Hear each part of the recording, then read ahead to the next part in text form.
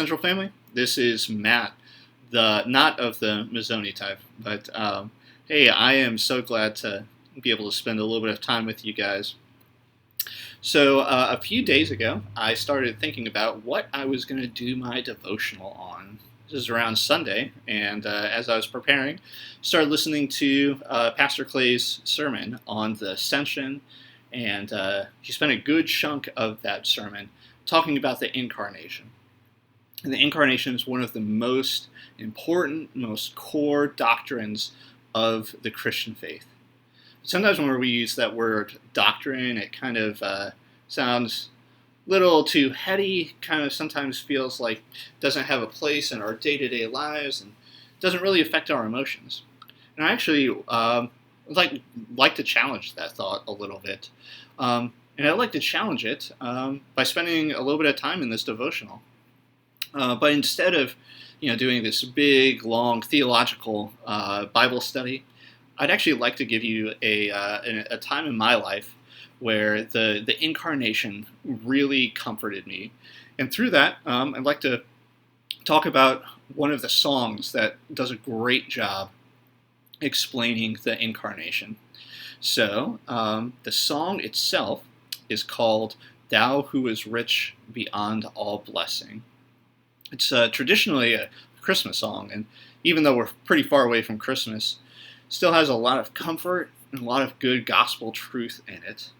If you've never heard it, I highly suggest listening to the Getty's version. So if you want to pause this video for a sec and spend a few minutes just listening to the song, I would highly suggest that. So if you're back, I'll go ahead and get started with my story. So a few years ago, around Christmas time, my dad started to have a little bit of tightness in his chest, and he realized that something was wrong. And he goes to the doctor, and the doctors catch whatever was going on in his heart really quick, and kind of stabilize him, and he was completely safe. But the doctors did suggest that he go through a triple bypass surgery. And so they schedule his surgery for 2 days before Christmas. So the surgery goes by without a hitch, and I'm really, really grateful. He's completely safe now. But after you have open heart surgery, you're not going to recover, quite immediately. And I realized that this Christmas was going to be a pretty different type of Christmas. It definitely started feeling that on Christmas Eve.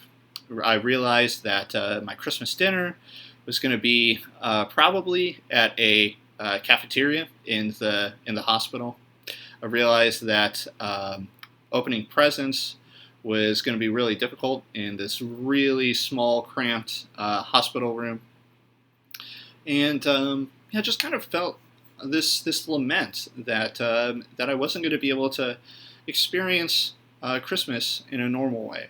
And in some ways, that kind of felt a little lonely. I was so glad that my dad was safe, and I was still able to celebrate with my sisters. But I was really looking forward to celebrating Christmas in a kind of a normal way. So, after, kind of feeling some of those emotions, kind of felt a little overwhelmed. And on this Christmas Eve, I decided that I was going to walk around some of the hospital floors just to kind of check my heart condition and kind of ask the Lord to give me a little bit of comfort. So I'm walking around the hospital floor, and I'm listening to some Christmas hymns. And this song, "Thou Who Was Rich Beyond All Measure," comes on. So I will spare you my singing, but I would like to give you guys the first stanza of this line, because like I said, these lyrics have some really good gospel truth in them. So it starts out, "Thou who is rich beyond all splendor, all for love's sake became poor. Thrones for a manger did surrender, sapphire paved courts or stable floor. Thou who is rich beyond all splendor, all for love's sake became poor. So these lyrics made me remember that the very first Christmas wasn't filled with Christmas trees or homemade cinnamon rolls.